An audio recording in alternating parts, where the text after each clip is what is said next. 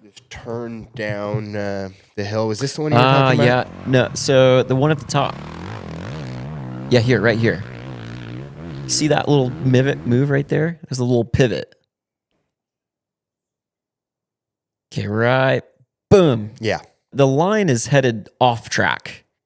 And so if you can see, there's like right here, I do this little brop and get the bike turned. I'm still headed off track, but I think a really cool skill for people to learn is the ability to pull out of a turn early or when to ride through. And so that was what I'm doing right there is turns going off the track. I want to get the bike turned, pointed the other direction as quick as I can. And so you see this kind of one body movement, but clutch and throttle movement that I think is a pretty, I hate that I'm going to say this, low-hanging fruit for most of your riders.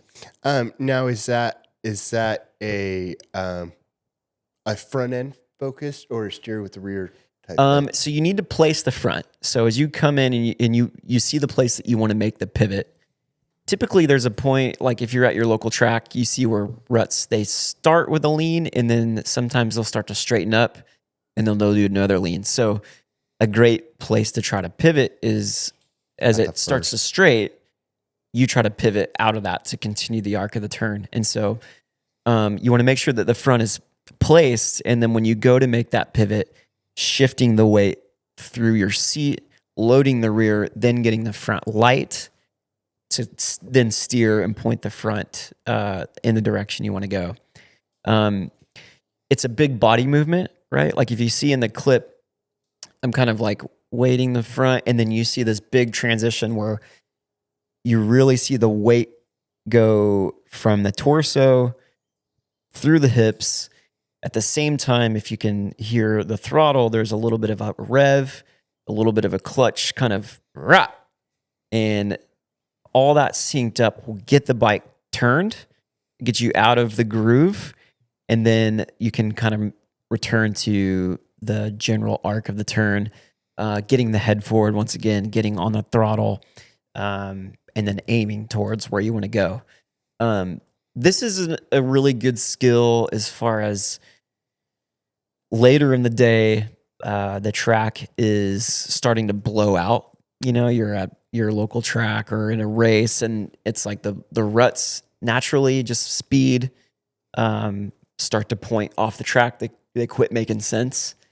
And so a quick time saver is just to create that early pivot, get on the big part of the tire, accelerate. You're cutting off sometimes 10, 20 feet of track just by making this short pivot. It does take a little bit of a pause,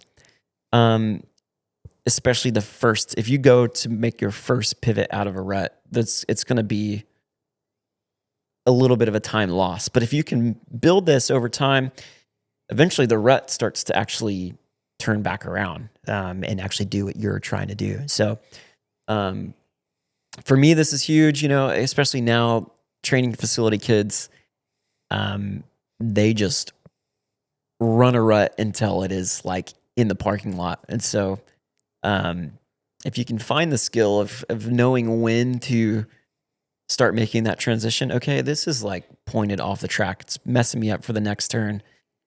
I'm going to try to make this pivot. Place the front, get the body weight through the rear, clutch and throttle. Boom, you're out of the rut. Let's go. I actually saw, it's so funny. I saw, you know who Zach Mashburn is? Yeah. He posted a reel yesterday talking about this same exact thing, basically saying, be your own rider. Like a lot of guys, the kids at the training facilities especially, they will completely destroy any lines in a turn, take the worst lines just looking for something to lean up against, you know? Yep. And it pushes away every time. Yep. So if you can just be your own rider and make your own lines, you're going to save time. Yeah, and it's for us like more free range riders, you know, that grew up like in fields and you know, turn tracks and whatever you could find to ride. I think it's a skill that you had to develop just to make the riding fun. you know. If you wanted a rut, you wanted a turn, you had to make it, you had to be consistent. Where now it's like, dude, you're riding tracks that are Deep. like 8 feet deep, and you just hold it wide open, you lean into it. The guys need something to turn off now. And so it's kind of a little bit of a lost art. But I think it's a huge skill. Like, if you've got to develop it in the nationals, the tracks are just too rough. They're too beat up. And it just opens your mind, right? Like being able to look at a track and just see it differently. Or maybe you're not flowing through a section and maybe the line just sucks, So you just need to recreate the flow of the track. And then we got the infamous bar hump. Dude, the bar hump. Yeah. When can you recall your first bar hump? I can't. Really? Yeah, the thing about the bar hump is it is an instinctual movement.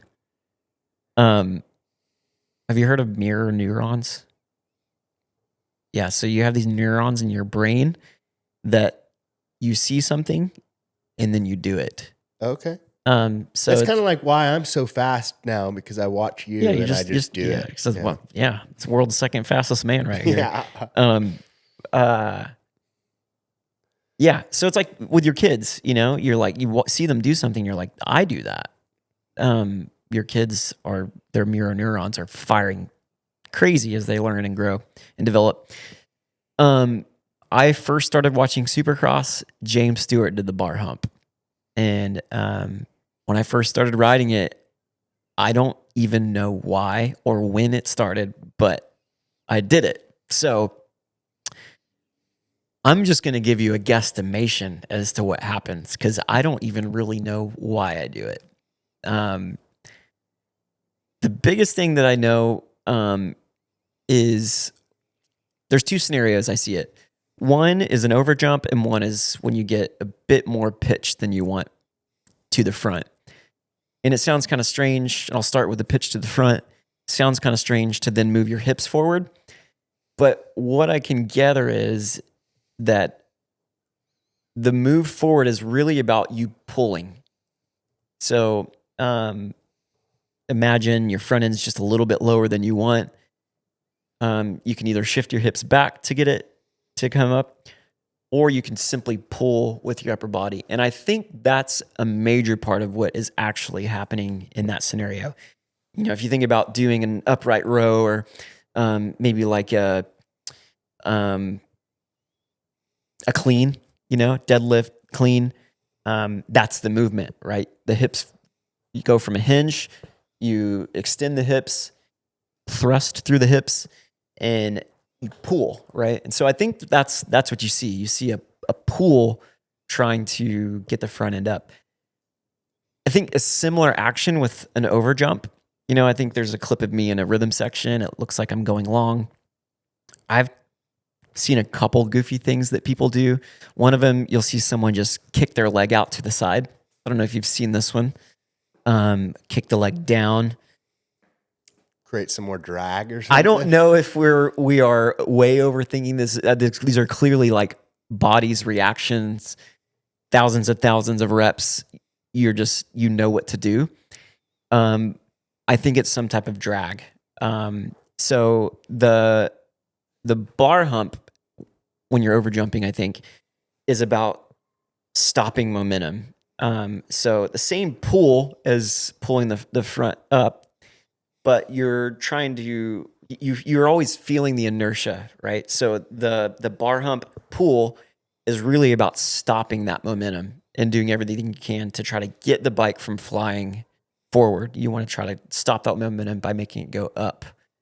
And typically, you're overjumping something, you want to be a little more front end high. So, having said all of that, are you saying OJ land back wheel first? Maybe not back wheel first, but for sure level. Okay. For sure level. I mean, if you're going to flat, back wheel first. But for sure level. And typically in Supercross, you anticipate being front end down, and so the hump pull is about getting level. Now you're only doing that on straight airs. Are you bar humping and a whip at all?